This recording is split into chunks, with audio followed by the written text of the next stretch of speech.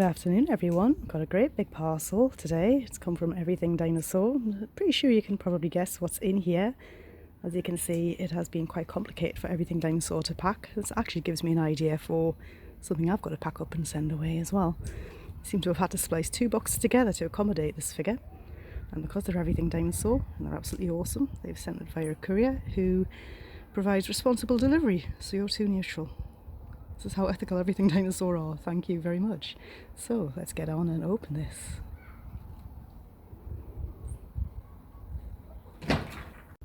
This is such a big figure, there's only one way to unbox it, and that's from the other side of the camera.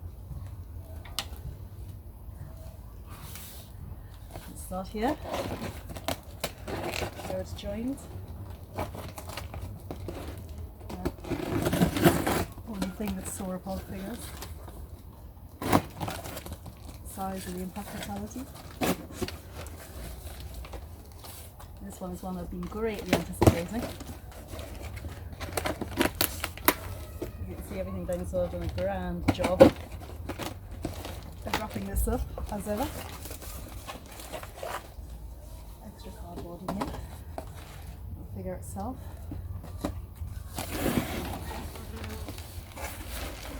In here. Apologies if we get any disturbance, as I am doing this outdoors. And there's aircraft and things going up overhead. Wow.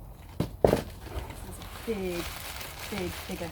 Very well packed, as you can see. I'm sure by now you've all guessed what this is. It's been delayed for a couple of months, this figure. I can't wait. The length.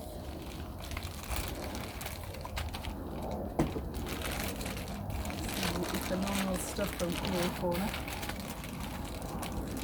Sauropod figures are very hit and miss. There are some great ones out there. Eofauna's last sauropod figure, the Apatosaurus, is one of my favourite figures of all time in terms of the level of detail and the quality, the attention to detail with that figure. This one looks like it's on very much the same level.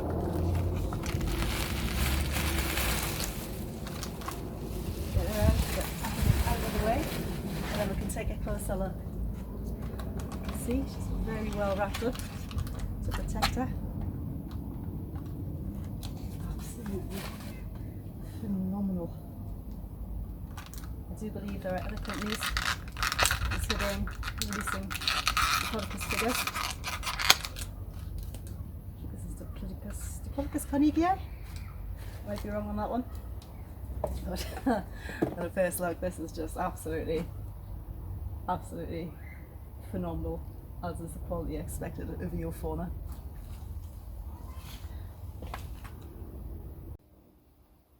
And so here she is out of the packaging, this greatly anticipated Diplodocus Carnegii from Eofauna. And having had a look at this figure, I am incredibly happy with it. It's got so much grace and so much subtle detail, and there's so much subtlety in the paintwork here as well. And it's a mixture of hand painting and obviously airbrushing going on here. These lovely little studs in the skin are all picked out in the darker colour, and the crest, the keratinous spines that were known along the back of Diplodocus are all done in a lovely wash. So although this paint scheme might initially look quite simple, it's really not. There's quite a lot going on in here. As you can see, the subtle patterning on the thighs, and the whole feel of this figure all the way along is of this phenomenal, graceful, huge creature.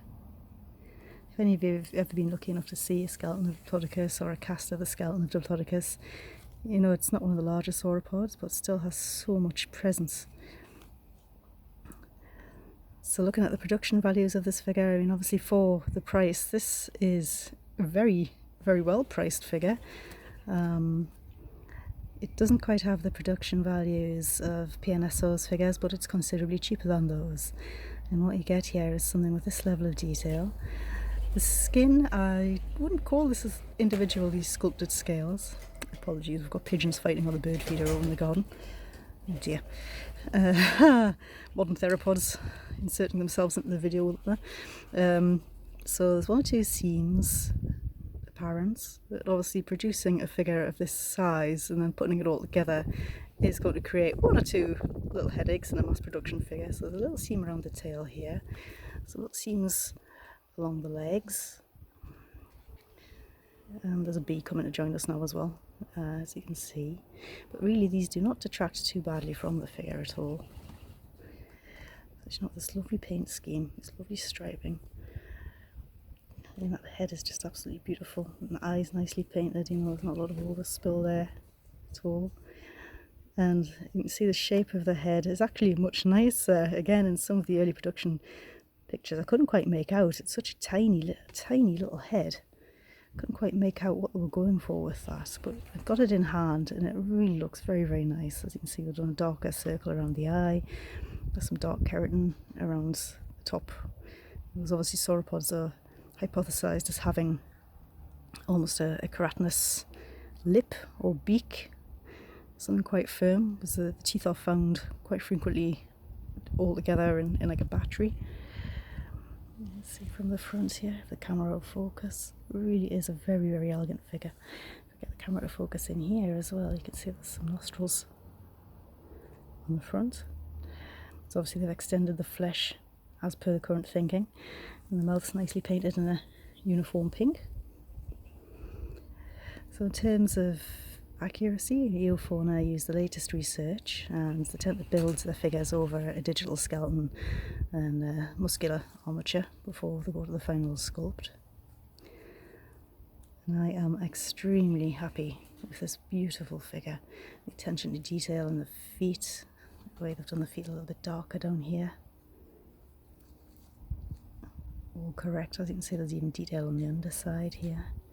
There is a cloacal vent. See, there's a bit of a seam under the tail here. I'm not going to worry too much about details like this. Lovely, almost horseshoe shaped front feet. No shrink wrapping, no overblown musculature. Everything just very, very natural. It really gives you a sense of a feel of the animal as a real animal. Apologies with the focus, that's the problem with doing these things outside. Distractions and focus issues. But I hope you've enjoyed having a look at this absolutely stunning Diplodocus with me. I am delighted with it. I can't wait to put this on a shelf. I think it's going to take up quite a bit of space, and obviously it takes up a lot more space than the Atlasaurus or something like that, simply because of the sheer length of it. It really is too large to get all in one shot. And how could I mention Eofauna without mentioning also that they produce these lovely cards with their figures, and I've got some stats on there as well. Brain 8% seems a little bit generous to me for a Diplodocus, but you know, this is a nice touch that Eofauna provide. And if you did want to go top trumps with your character, your figures, you really could do this. Sorry, that's the cat is attacking the pigeons in the background there. All fled away. So yes, distractions aside, this is a phenomenal figure. Very, very happy with it. Certainly one of the nicest Diplodocus figures on the market in terms of looking like a real convincing animal. Beautifully painted, beautiful production, really quite good value for the size of it as well. So this is another win for Eofauna, and they have further cemented themselves as one of my favourite dinosaur toy companies. I hope you've enjoyed having a look at this with me, and I hope to see you in the next video.